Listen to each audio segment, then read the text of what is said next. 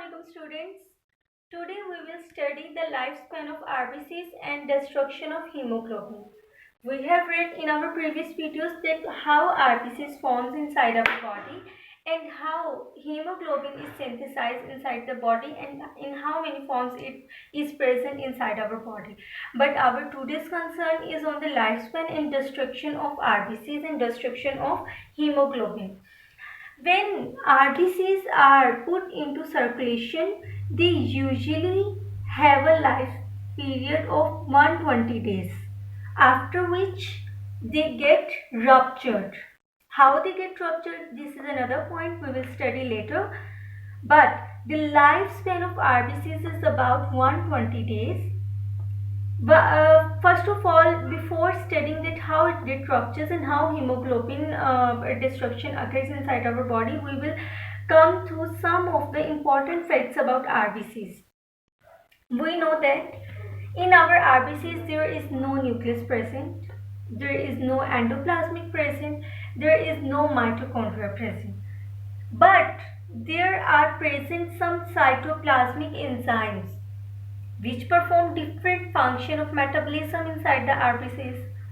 The function of these cytoplasmic enzymes involves the glucose metabolism, that they get metabolize glucose inside RBCs. Second, they form a small amount of ATP inside RBCs, which provide energy. Third, they maintain the pliability of cell membrane. We know that RBC's cell membrane is not fragile, it's a bit pliable. That's why RBCs can change their shape considerably. So this is another function done by the cytoplasmic enzymes, which is the pliability of cell membrane. Fourth one function of these cytoplasmic enzymes inside the RBCs is transport of ions. For example, import and export of ions, different ions required in our RBCs and the ions which are removed outside of the RBCs. Fifth function, it keeps the iron of the hemoglobin in ferrous form rather than that of ferric form. It keeps the iron of the hemoglobin in the form of ferrous form rather than that of ferric form. Now, the last function is that it prevents the oxidation of proteins that are present in our RBCs. These are some processes that are done through cytoplasmic enzymes. Why these processes are done by cytoplasmic enzymes? Because there is no nucleus, no endoplasmic reticulum and no mitochondria to carry out their functions. Why these are not present? Because 95% of RBCs is filled with hemoglobin. Remaining 5% contains these cytoplasmic enzymes and some proteins. Now, we have read the facts about RBCs. Now we will move towards the rupture of RBCs, how they get ruptured.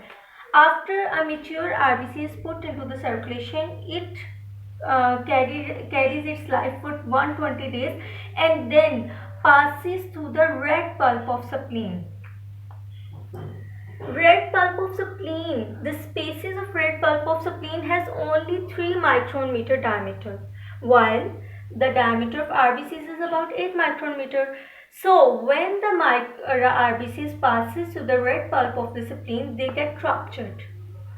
Now we have come that how they rupture, because there is less space when RBCs has to pass to such a small diameter, they get ruptured, they get burst. RBCs burst inside the spleen when they passes through the red pulp of spleen. When RBCs burst, they release huge amount of hemoglobin. As soon as hemoglobin is produced from the RBCs, this hemoglobin is attacked by macrophages of spleen and macrophages of bone marrow, plus Kupffer cells of the liver. These three Kupffer cells means macrophages of liver. Macrophages of liver are called Kupffer cells. So whenever there is release of hemoglobin, it gets immediately attacked by the macrophages of spleen, bone marrow and Kupffer cells of liver. When it gets attacked, macrophages metabolize the hemoglobin and releases two ingredients, that is iron and second one is porphyrin. Now iron, as we have read iron's metabolism in our last video, iron is carried through the protein transferrin to the liver for storage in the form of ferritin or hemosiderin if it's present in excess. While some of the iron is used in bone marrow in the production of RBCs. So this is the fate of iron. Now what is the fate of porphyrin? Porphyrin is converted through several steps. Several enzymes are used here to form bilirubin from porphyrin.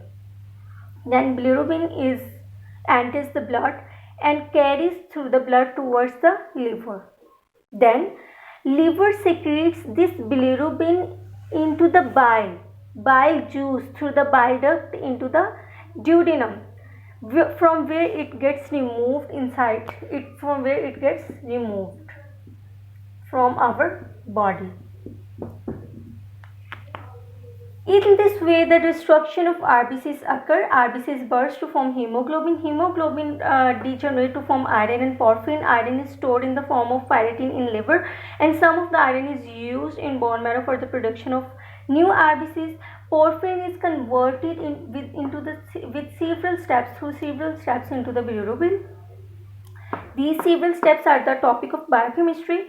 I'll explain it in biochemistry, inshallah.